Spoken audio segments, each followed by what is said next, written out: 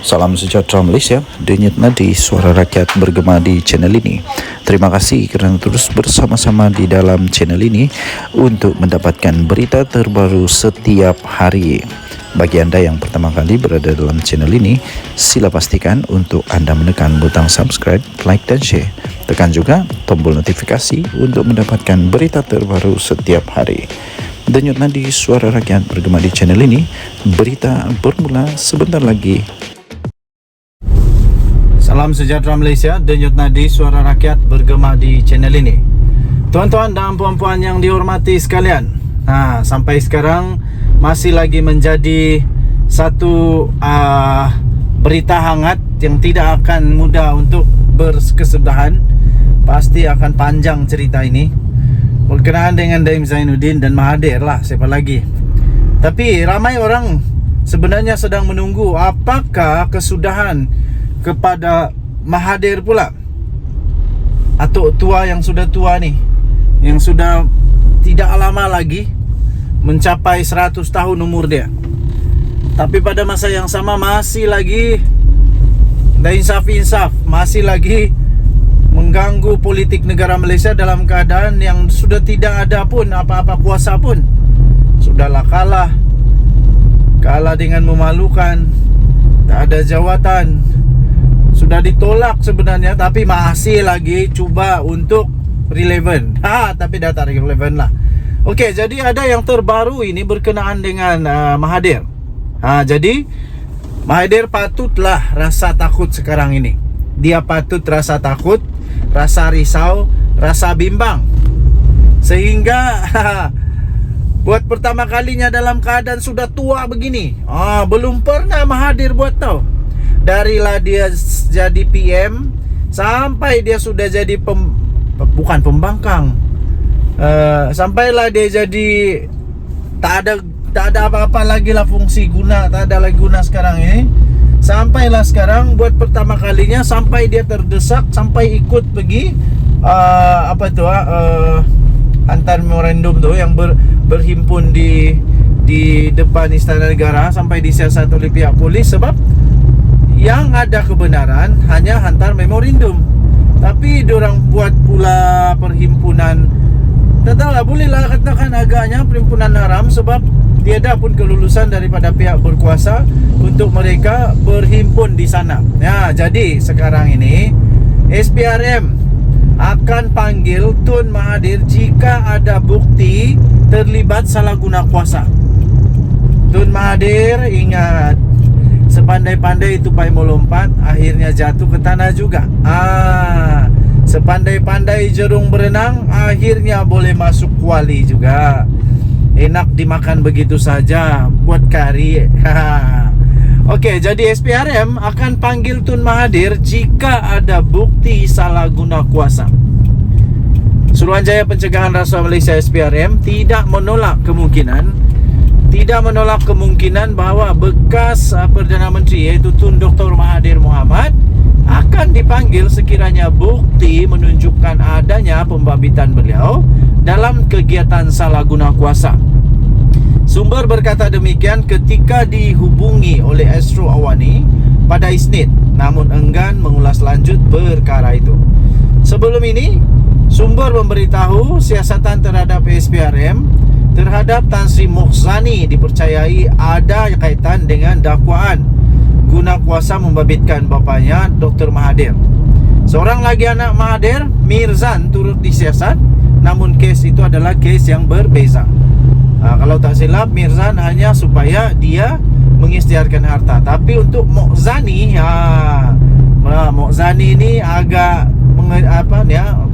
dahsyat sikit lah, sebab mungkin membabitkan bapaknya Dr. Mahathir. Seorang lagi anaknya dalam siasatan sekarang, Mirzan, tapi itu kes yang lain lah. Siasatan SPRM membabitkan Mokhzani dan Mirzan ada kaitan dengan bapa mereka, kata sumber itu. Namun kes Mokhzani dan kes Mirzan masing-masing tiada kaitan antara satu sama lain, katanya ketika dihubungi di sini pada Ahad yang lalu.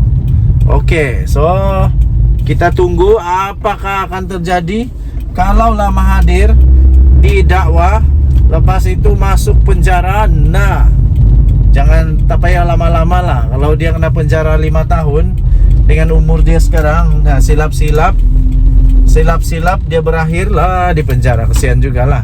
Pada 18 Januari lalu, SPRM dilaporkan menghendaki Mirzan untuk mengisytiharkan segala aset dan ahli dan tidak ahlinya yang dalam pegangannya, sama ada di dalam atau di luar negara. Okey, so tuan-tuan dan puan-puan yang dihormati sekalian, kita tunggulah apa seterusnya drama. Ini bukan drama buat-buat tau, ini drama betul-betul. Okey. Tadi yang saya bacakan itu, yang saya kongsikan tadi itu daripada Sinar Harian. Kita jumpa lagi, bye-bye. Salam sejahtera Malaysia, denyut nadi suara rakyat bergema di channel ini. Nampaknya satu demi satu berita buruk untuk Daim Zainuddin. Pertuduhan terhadap Daim Zainuddin yang telah dilakukan pada hari kemarin nampaknya mungkin bukan yang terakhir ya, tuan-tuan dan puan-puan yang dihormati sekalian. Disahkan bahawa pertuduhan semalam itu mungkin bukan yang terakhir. Jadi mimpi ngeri, karma, balasan kepada Daim Zainuddin kalau dia ada buat salah bakal akan menimpa dirinya lagi. Kalau ada dia buat salah, kalau dia tak buat salah, tak payah risau, tak payah takut, pasti kebenaran akan muncul juga. Tapi kalau memang ada kesalahan, memang ada unsur-unsur jenayah, memang dia perlu risaulah. Pertuduhan terhadap Daim semalam mungkin bukan yang terakhir. Pertuduhan terhadap hartawan yang terkenal sekarang ini, Daim Zainuddin, kerana tidak patuh terhadap arahan untuk mengisytiharkan hartanya, adalah mungkin bukan yang terakhir.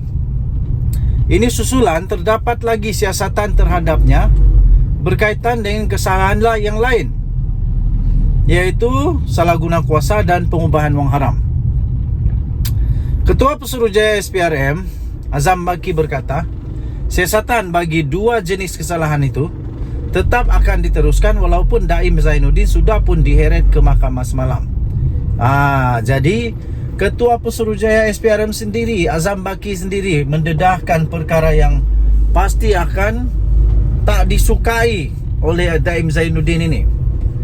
Kalau untuk kesalahan tidak mengisytiharkan, gagal mengisytiharkan seperti yang dikehendaki oleh SPRM, itu dia punya hukuman itu ringan. Mungkin ringan kerana dendanya pun kalau setakat 100,000 tu bagi saya mungkin bagi Daim Zainuddin kerana dia cukup kaya. Kalau setakat 100,000 tu tak ada masalah kot. Tapi untuk kesalahan yang lain, kalau dia didapati bersalah untuk pengubahan wang haram dan salah guna kuasa, itu adalah kesalahan yang jauh lebih serius daripada hanya gagal mengisytiharkan harta seperti yang dikehendaki oleh SPRM. Jadi kalaulah dia pula terkena dengan salah guna kuasa dan pengubahan wang haram, itu satu perkara yang amat sedih, amat menakutkan dan pasti tak disukai oleh Daim Zainuddin. Menurut skop siasatan terhadap Daim itu dibuat di bawah Seksyen 23 ya. Seksyen 23 Akta SPRM 2009, iaitu salah guna kuasa untuk suapan, dan Seksyen 4/1 Akta Pencegahan Pengubahan wang haram, pencegahan pembiayaan keganasan dan hasil daripada aktiviti haram 2001, iaitu pengubahan wang haram. Katanya selepas pertuduhan semalam,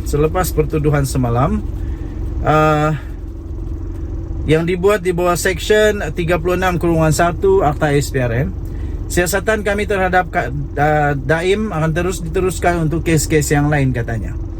Itu adalah satu pembayang bahawa Daim Zainuddin belum selamat kerana ada kes yang masih disiasat. Seperti yang kita ketahui, Daim Zainuddin kemarin telah